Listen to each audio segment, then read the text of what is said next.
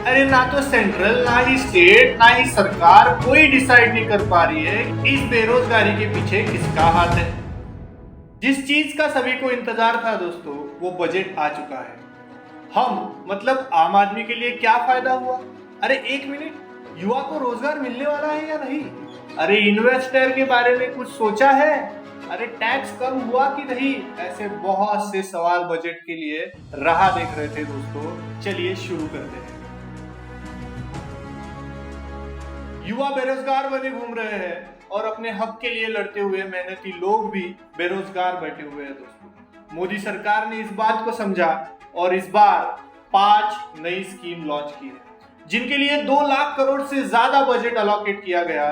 लेकिन इससे कितने लोगों को रोजगार मिल पाएगा दोस्तों? ये स्कीम डायरेक्टली 4 करोड़ से ज्यादा युवाओं पे असर डालने वाली है। इस स्कीम के तहत एक प्रोग्राम भी शामिल है दोस्तों, जिसमें 1 करोड़ युवाओं को देश की टॉप 500 कंपनी में इंटर्नशिप करने को मिलेगी और कंपनी द्वारा 5,000 पर मंथ उन युवाओं को दिए जाएंगे। मतलब हमें वहां काम करने के, मतलब न्यू स्किल सीखने के कंपनी पैसे दे रही है। लेकिन ऐसा कंपनी क्यों करेगी भला? सुनो, अगर कंपनी का 500 करोड़ या उससे ऊपर टर्नओवर है तो CSR मतलब कॉर्पोरेट सोशल रिस्पॉन्सिबिलिटी के नाम पर बाहर कुछ अमाउंट सोशल सर्विस में यूज करना पड़ता है। तो इधर उधर खर्चा करने से अच्छा है कि यहीं पे हम हमारे कंपनी में लोगों को इंटर्नशिप दे, हमारे कंपनी का भी फायदा होगा और उनको हम 5,000 रुपए भी दे देंगे, जिससे उनके स्किल और रोजगार के नए अवसर जो है वो बढ़ते जाएंगे दोस्तों। अब ये कोई मत पूछना कि यहाँ से जाने के बाद ज्वाइन कहाँ करना है, वो आप पे डिपेंड करता है। अरे इतना सोचा आपने हमारे लिए? अरे ना तो सेंट्रल, ना ही स्टेट, ना ही सरकार कोई डिसाइड नहीं कर पा रही है इस बेरोजगारी के पीछे किसका हाथ है।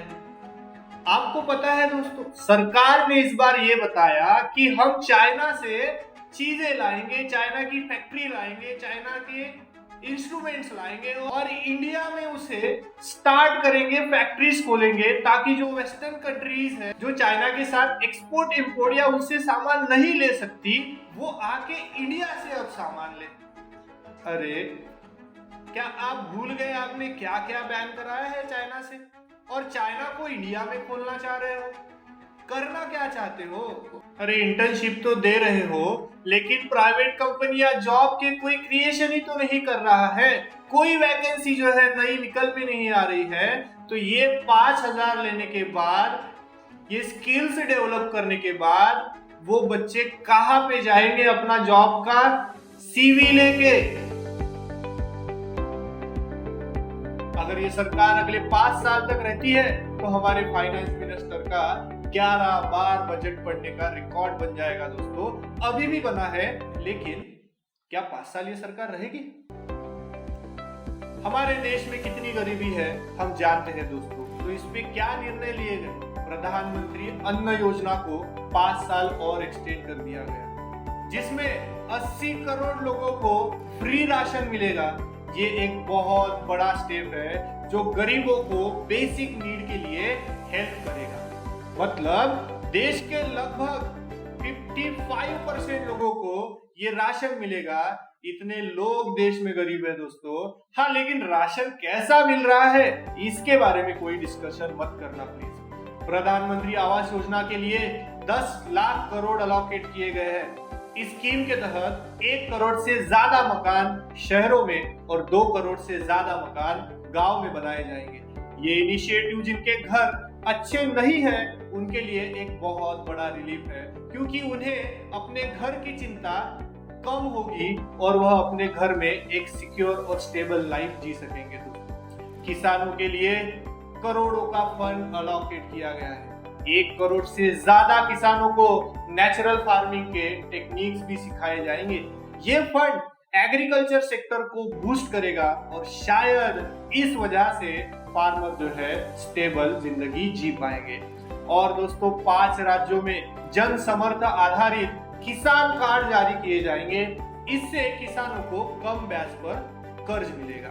इसके अलावा ग्रामीण विकास पे भी 2.66 लाख करोड़ अलॉकेट किए गए हैं, जो रूरल इंफ्रास्ट्रक्चर को और सपोर्ट करेंगे। बात करते हैं महिलाओं की। महिलाओं के लिए बजट में 3 लाख करोड़ अलोकेट किए गए हैं, जो अलग अलग स्कीम से, समझ पा रहे हो, अलग अलग स्कीम के जरिए महिलाओं तक पहुंचाए जाएंगे। ये एक पॉजिटिव स्टेप है जो महिलाओं के इकोनॉमिक इंडिपेंडेंस को शायद बूस्ट कर सकता है। अब इतना सब बांटने के बाद, प्रोवाइड करने के बाद, क्या सरकार के पास पैसा खत्म हो जाएगा? अरे नहीं, आपको सैलरी मिलेगी, उसका टैक्स कौन लेगा? सरकार लेगी। आप कोई चीज खरीदने जाओगे, उसका टैक्स कौन लेगा? सरकार लेगी। आप कोई चीज बेचोगे, उस पे भी टैक्स कौन लेगा? सरकार लेगी। लेकिन इस बार ज्यादा चार्जेस नहीं है। ये देख सकते हो, जो लोग 6 से 7 लाख तक का इनकम कमाते हैं और जो लोग 9 से 10 लाख तक का इनकम कमाते हैं, उन पे 10% और 15% टैक्स लगता था। लेकिन अब कम होके सिर्फ वही पे 5% और 5% जो है वो कम हो चुका है। पर जो इन्वेस्टर भर भर के 3 सालों से पैसा कमा रहे थे, अपना पोर्टफोलियो ग्रीन करके रखे हुए थे, उनपे एक समय था जब वो पैसा निकालने के लिए कोई भी टैक्स नहीं लगता था दोस्तों, वो पैसा हमारा होता था। लेकिन 10% का टैक्स का रूल आया और अभी इस बजट में 2.5% और बढ़ा दिया गया है। तो जो कुछ भी मैंने कमाया था, अब उससे 10% तो देना ही पड़ता था जब मैं पैसा निकालूंगा, लेकिन अब उसको 2.5% और ज्यादा देना पड़ेगा।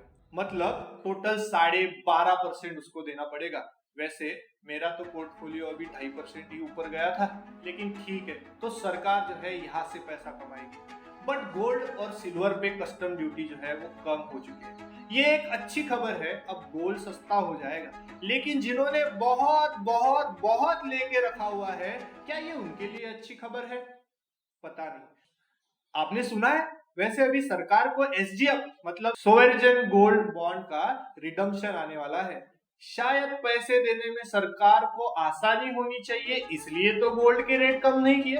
हाँ, मतलब हमारे लिए भी अच्छा है और सरकार के लिए भी अच्छा है। चलो देखते हैं कि नॉर्मल सिटीजन को इसका क्या लाभ मिल रहा है दोस्तों। तो लैपटॉप और कंप्यूटर जैसी चीजें, इनकी कॉस्ट जो है इंक्रीज हो गई है क्योंकि इन पे कस्टम ड्यूटी बढ़ गई है। मोबाइल फोन्स, इन पे भी कस्टम ड्यूटी बढ़ गई है और इलेक्ट्रॉनिक डिवाइसेस, इन पे भी कस्टम ड्यूटी बढ़ गई है। तो इनके प्राइसेस भी जो है वो इंक्रीज हो गए हैं। ज्वेलरी की प्राइस भी महंगी हो गई है क्योंकि इंपोर्ट ड्यूटी इस पे भी बढ़ गई है दोस्तों। सस्ती चीजें जैसे कि टीवी की प्राइस कम हो गई है।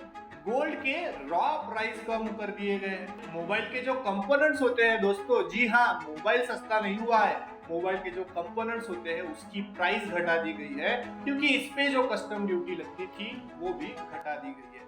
अब जो कुछ भी सरकार ने किया, आपको क्या लगता है, आप इसे 5 में से कितना स्कोर देना चाहेंगे? क्या ये डिसीजन सरकार का अच्छा है? आपके विचार इस बजट पे क्या है? आपको लगता है कि क्या ये बजट आम आदमी की जिंदगी में इंप्रूवमेंट लाएगा या फिर ये बजट कुछ लोगों के लिए फायदा और कुछ लोगों के लिए नुकसान लाएगा? आप कमेंट जरूर करें। ऐसे ही वीडियो अगर आप देखना चाहते हो तो एक लाइक और एक सब्सक्राइब और एक शेयर तो आप कर ही सकते हो। ऐसे ही एजुकेशनल कंटेंट हम लाते रहेंगे दोस्तों और आपसे मिलते रहेंगे।